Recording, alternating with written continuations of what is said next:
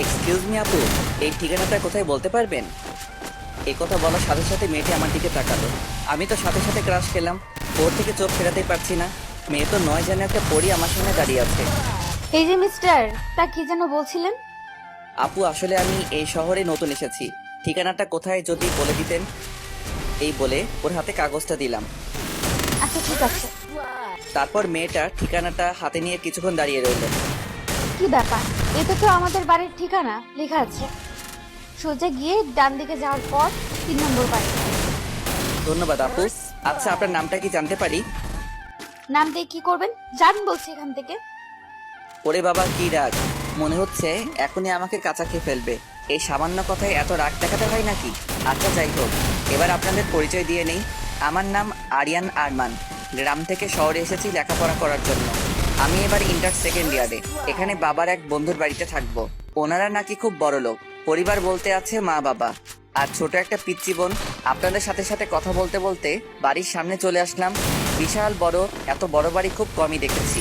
যেই গেট দিয়ে ঢুকতে যাব, দারোয়ান পথ আটকে দাঁড়ালো। কি ব্যাপার, এভাবে কিছু না বলে হুট করে ঢুকে পড়েছেন কেন? আসলে এই বাড়ির মালিকের সাথে কথা আছে, উনি আমাকে আসতে বলেছে। 1 মিনিট দাঁড়ান, আমি স্যারকে ফোন দিয়ে বলছি। আচ্ছা ঠিক আছে, দেখতে পারেন। তারপর দারোয়ান ফোন দিল। হ্যালো স্যার, গ্রাম থেকে একটা ছেলে এসেছে আর আপনার খোঁজ করছে। ওকে ভিতরে পাঠিয়ে দাও। ওকে স্যার, ঠিক আছে, পাঠিয়ে দিচ্ছি। আপনাকে ভেতরে যেতে বলেছে। তারপর আমি ভিতরে গেলাম। দরজা দিয়ে ভিতরে ঢুকতেই দেখি একটা লোক ভিতরে বসে পত্রিকা পড়ছে। আমাকে দেখেই দাঁড়ালো। আসসালামু আলাইকুম। ওয়ালাইকুম আসসালাম। তুমিই কি জামালের ছেলে, গ্রাম থেকে এসেছো? জি আঙ্কেল। তা বাবা বাইরে কেন, ভিতরে আসো। তারপর ভিতরে আসলাম, ওনার সাথে বসলাম। তোমার বাবা মা কেমন আছে? ভালো আছে, আপনি কেমন আছেন?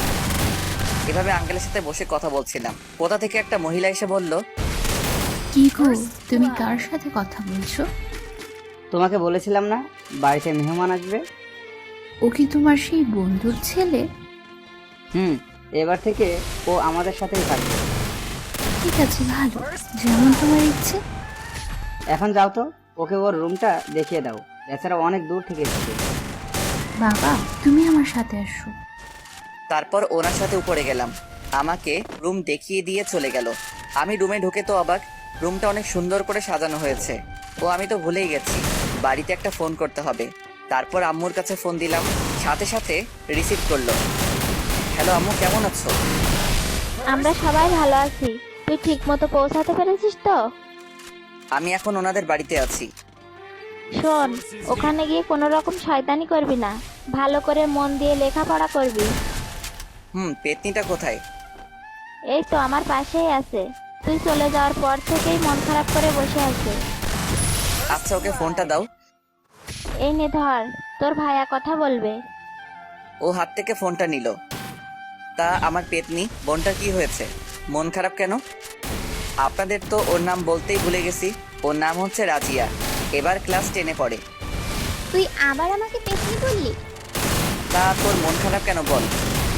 তোর জন্য ভাইয়া, তোকে অনেক মিস করছি। আমিও তো আমার বোনটাকে মিস করছি, কি করব